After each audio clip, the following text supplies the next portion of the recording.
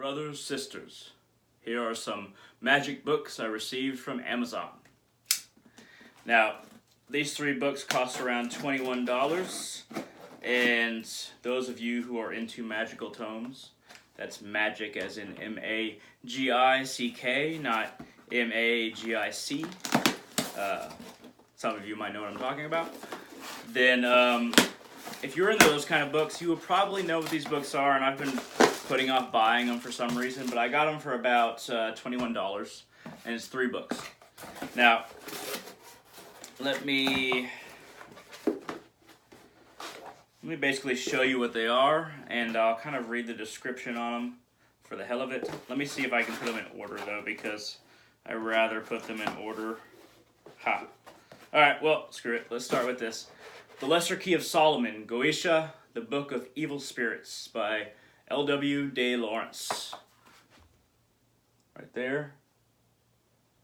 Now, I've been putting off buying these books because they're just like occult classics that I honestly, I'm more into obscure occult things, not really into like classics, and especially ones that try to basically bind demons and kind of enslave them and expect them to work for you even after you enslave them.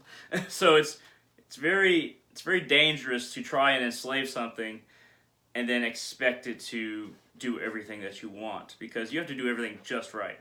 Now, a lot of you have no idea what the fuck I'm talking about. That's fine, but you can imagine that if you enslave something and expect, if that something has any way to screw you over, it will. That's fairly understandable, I believe. Now, I might be able to find a description in this book. There's all kinds of interesting stuff in here, but there's no goddamn description, is there? Well, actually, there's a short one right here. Let's see. I'm going to awkwardly read this. Contains, okay.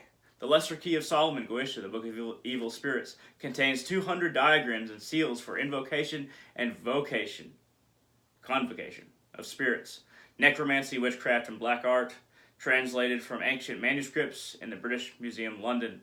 Ceremonial magic, only authorized edition extant. Now, as I said, I basically gave you the description of what kind of book this is. Now, I've always been interested in reading books that have some kind of not necessarily dark essence to them, but otherworldly intent. Something that we're really not used to dealing with.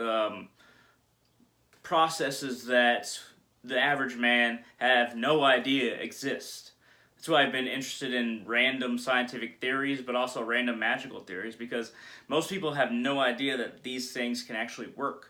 Now, I don't know if I'll ever really use these books myself, but I will certainly read them. And I think it'll give me a grander understanding. So, Lesser Key of Solomon, Goetia, the Book of Evil Spirits. Now, the next book that I'm going to talk about, because I pulled it out next, The Testament of Solomon. Original circle, 1st century, 21D? Huh. Tarl Wormif. This may be a special, some kind of edition written by an author that I haven't actually heard of. Anyway, that's what it looks like.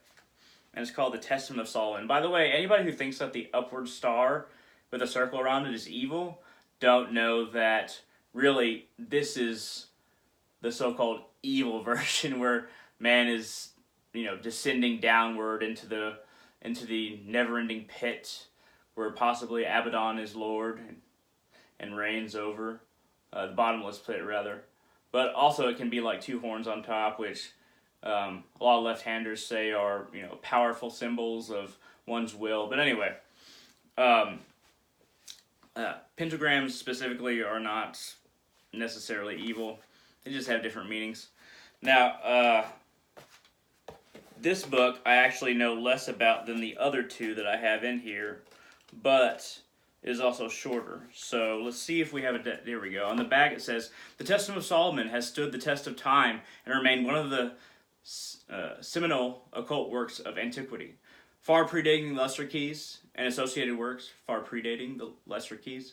It dates to between the 1st and 5th centuries, seemingly basing part of its content on Proto-Judean lore and Greek works as well. It contains as well an allusion to the concept simply as above, so below, Hermes Trismegistus, the thrice great, supposedly lived to 300 years.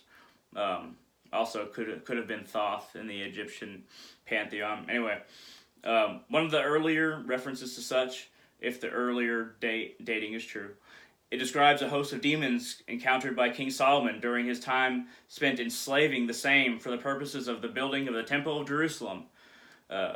Attendant to him in his wisdom, the queen of the south, presumably Egyptian, and the land of Arabia, entreating his wisdom and power to rid them of demonic forces. To any who wish to practice later works involving these same demonic entities or associated forces, such as with lesser keys, this remains one of the most valuable pieces of source material for older and potentially closer to the original story. So basically it explains Solomon wanted to build a holy structure by enslaving demons, which, if you look at, I'm not going to make that comparison, but the people we enslaved in the United States were not demons, but we enslaved a lot of people that were better than the people who enslaved them in order to build a lot of our monuments in the United States, if you look at the history of that. And I'm really surprised that anybody who's enslaved would build something so sturdy. But I imagine they were looked over quite well. Regardless, it's a random topic, and the people who were enslaved were not evil, as I guess you could say these demons are. No, evil is relative, but going way off topic.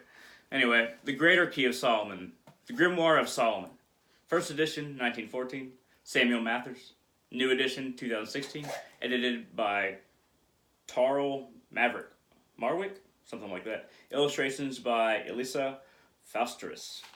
Okay, this is what this looks like. Bam. Once again, all these three books together cost about $21 on Amazon. And I highly recommend getting them. I haven't read them yet, but I know a good amount about them, except for the sermon. Let me read the back of this. One of the most renowned of all grimoires, The Greater Key of Solomon is a translated compilation of Solomonic magic taken from 7 different manuscripts ranging from the 15th to 17th centuries, compiled by Samuel Liddell McGregor Mathers at the end of the 1800s. Its content is partially diabolical, partially God-fearing, and completely magical. That's magical with a CK, not a C.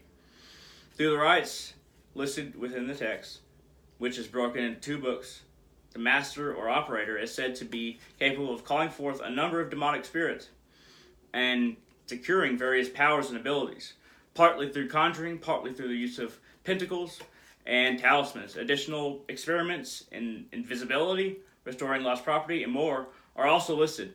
It contains an interesting passage regarding crafting a magic carpet. We'll see about that. And several spiritual texts related to Kabbalah. The mage is warned repeatedly by Mathers and by Solomon, within the context of the work itself, to remain chaste and pure, for otherwise is to invoke the wrath of the entire cosmos. So, as you can see,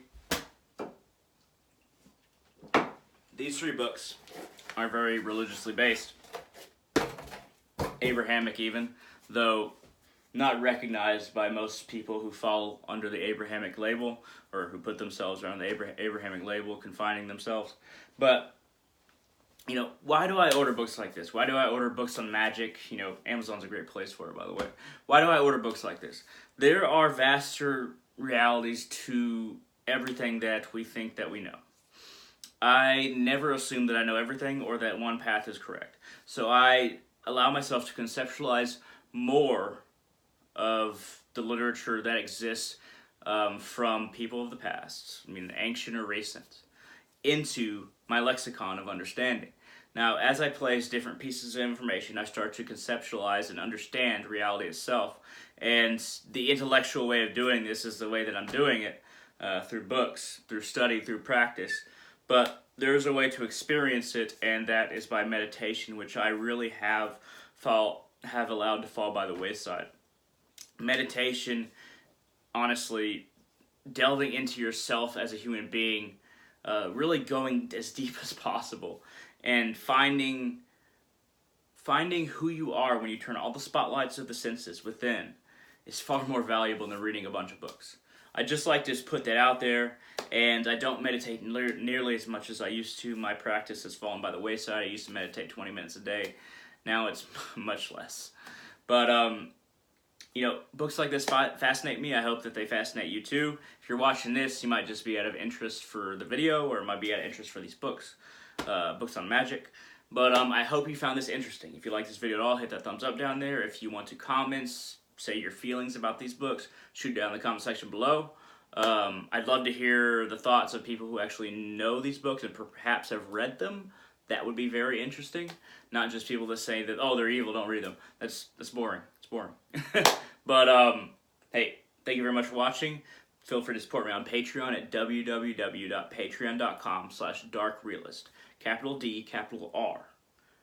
Thank you, and all of you have a great day.